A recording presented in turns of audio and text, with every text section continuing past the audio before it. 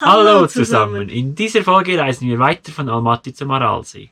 Und von da aus ist der Plan, weiter an das Kaspische Meer und von da aus nach Usbekistan einzureisen.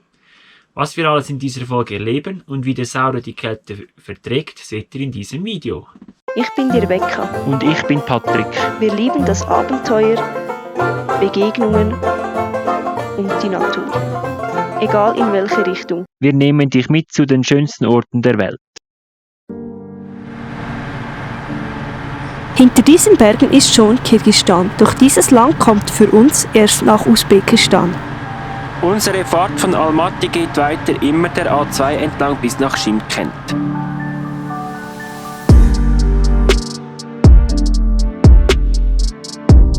Beim Mausoleum von Aschai Bibi machen wir einen Zwischenstopp. Ein Mausoleum ist ein imposantes Gebäude. Es enthält einen Andachtsraum oder eine kleine Grabkapelle, sowie ein darunterliegendes Gewölbe, in denen Särgen mit sterblichen Überresten Verstorbener beigesetzt werden. Neben der Grabstätte von Aschai Bibi wurde später auch für Emir eine Grabstätte errichtet.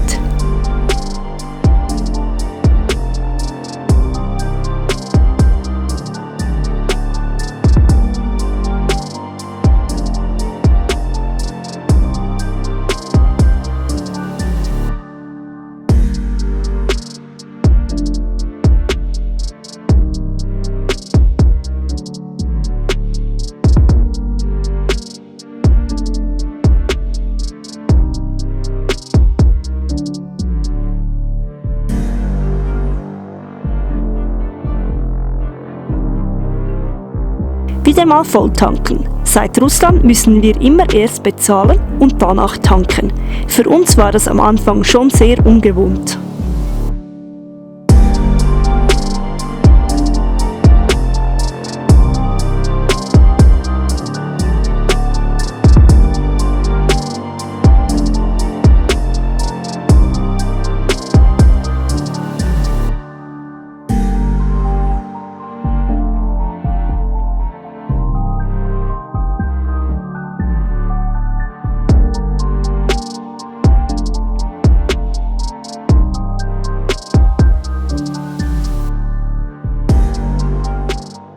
Wir fahren vorbei an Tierherden, Dromedaren und genießen die Aussicht auf die Berge.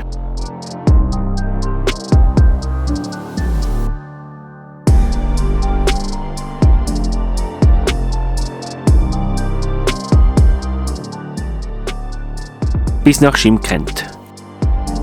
Von da aus fahren wir weiter, Richtung Norden, der Straße E38 entlang. Im Moment ist die Baumwollernte voll im Gang.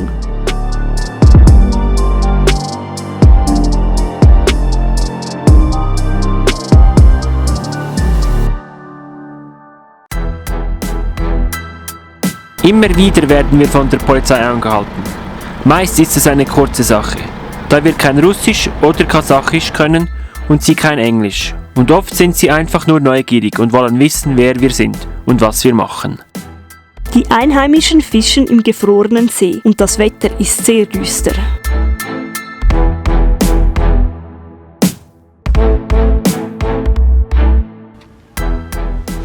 Angekommen in der Stadt Aral. In dieser Stadt lebten einmal sehr viele Menschen von der Fischerei. Viel davon ist heute nicht mehr übrig und wir besichtigen das Museum über den Aralsee.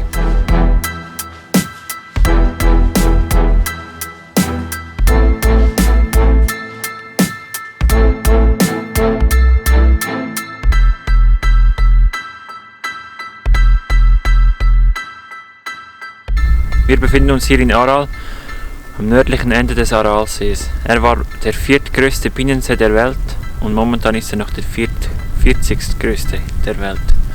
Man sieht hier noch die zwei Hafenkräne hinter mir und befinden uns momentan auf wahrscheinlich einem Fischkutter, der mal auf dem Aralsee unterwegs war. Auch vom Aralsee sieht man nur noch zwei kleine Seen, die mehr oder weniger zugefroren sind. Und der See beginnt, wenn ich mich täusche, 30 Kilometer von da in diese Richtung. Die Kasachen sind bemüht, den Aralsee wieder aufzubauen. Sie haben dann einen Staudamm gebaut beim Aralsee, der 1999 eingebrochen ist. Da hat die Weltbank geholfen, nochmal einen betonierten Staudamm zu erbauen, und den mussten sie schon einmal erhöhen. Aber das ist nicht nur zur Freude der Usbeken, denn sie haben jetzt durch das einen kleineren Aralsee bei sich und auch so weniger Wasser zur Verfügung für ihres weißen Gold. Die Baumwolle. Am Hafen stehen noch 2 alte Krane. Und hier ist ein Museum für die Fischerei von früher. Eine der größten Umweltkatastrophen von Menschen erzeugt, die Wüste Aral-Qum. Wir fahren weiter Richtung Norden.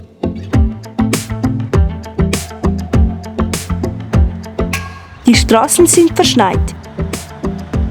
Wir fahren wieder mal an Dromedaren und Trampeltieren vorbei.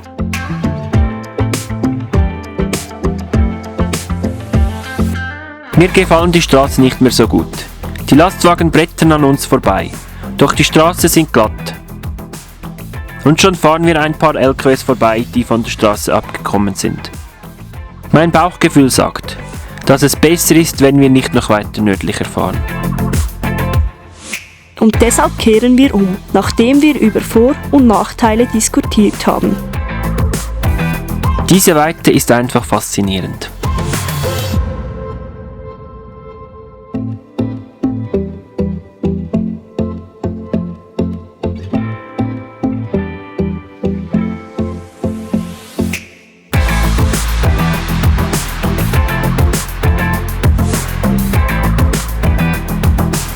Der Tag neigt sich langsam dem Ende zu. Und da sehen wir einen LKW, der von der Straße abgekommen ist. Sie winken wie verrückt und fragen uns, ob wir sie nicht rausziehen können. Wegen einem kleinen Absatz war es für sie unmöglich, ohne fremde Hilfe rauszukommen.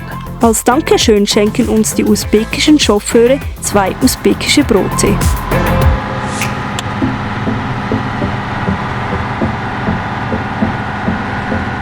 Wir fahren bis in den Sonnenuntergang und parkieren bei einem LKW-Parkplatz. Dieser Parkplatz ist kostenpflichtig, aber irgendwie habe ich das Gefühl, dass etwas mit unserem Saurer nicht stimmt. Leider bestätigt sich diese Befürchtung. Der Saurer läuft am Morgen nicht an. Wir suchen jemanden, der uns anziehen würde. Doch die sind der Meinung, dass unsere Batterien das Problem seien. Neben diesem Parkplatz hat es einen Shop und so kaufen wir neue Batterien. Jetzt stimmt die Batteriespannung, aber der Saurer läuft immer noch nicht. Ein LKW ist nun bereit, uns anzuziehen und der Saurer läuft wieder.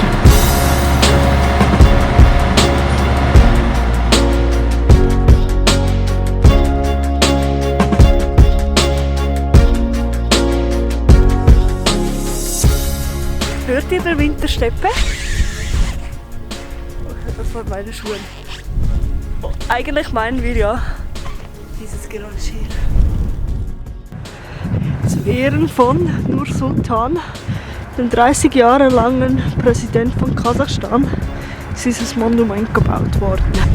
Leider nimmt das Mikrofon natürlich erst den Wind auf, der zwischen dem Monument durchzischt, und die Windorgelmelodie bleibt auf der Strecke. Deswegen gibt es keine musikalische Inspiration für euch aus Kasachstan.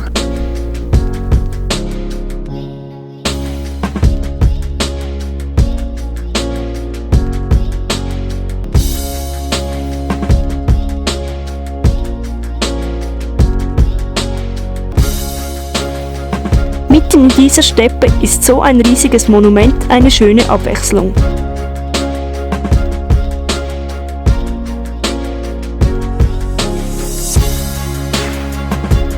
Der Saurer läuft wieder nicht an. Und so wie es aussieht, muss der Starter defekt sein. Dieses Problem müssen wir unbedingt bald reparieren. Wir haben zum Glück so parkiert, dass wir ihn anrollen können. Und er läuft auch sofort an.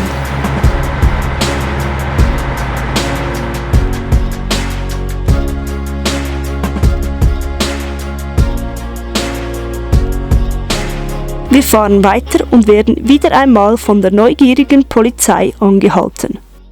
Für unser heutigen Übernachtungsplatz haben wir uns etwas überlegt, damit wir morgen nur anrollen können. Richtig idyllisch. auf dem Parkplatz neben der Autobahn.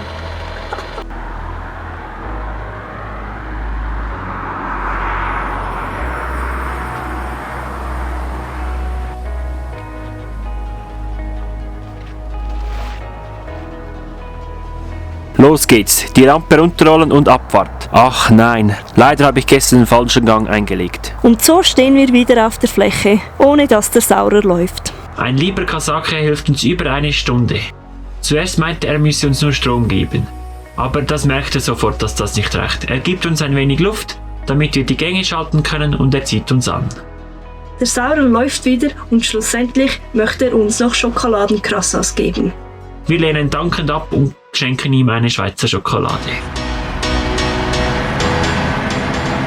Dieses Erlebnis begleitet unsere Gedanken noch lange. Es ist unglaublich schön.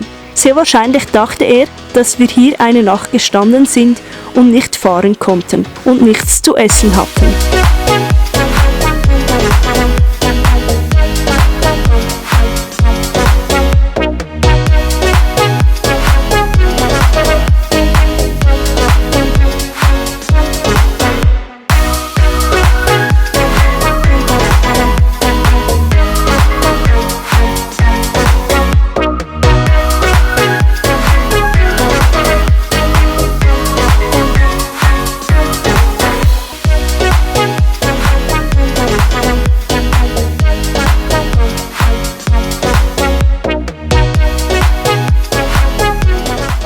Wir wollen heute noch über die Grenze nach Usbekistan, denn unser Visum läuft in den nächsten Tagen aus. Und nun ist Wochenende und da wird es vielleicht schwierig, eine Werkstatt zu finden, die unser Starterproblem reparieren kann. Deshalb ist unser Plan nach Taschkent, in die Hauptstadt von Usbekistan zu fahren. Als wir an die Grenze kommen, ist es schon dunkel. Und ein paar schwarze Gestalten streichen um das Fahrzeug.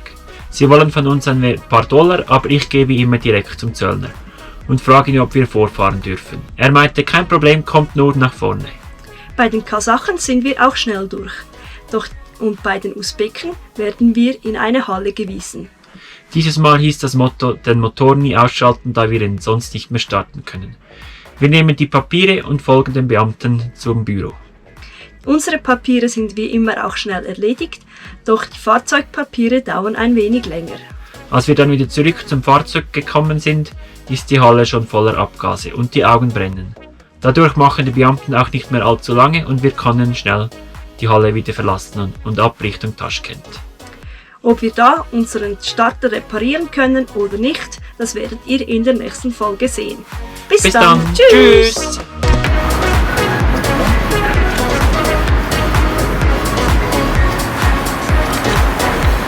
Der Starter unseres Saurers. Schauen, ob wir den wieder startklar kriegen.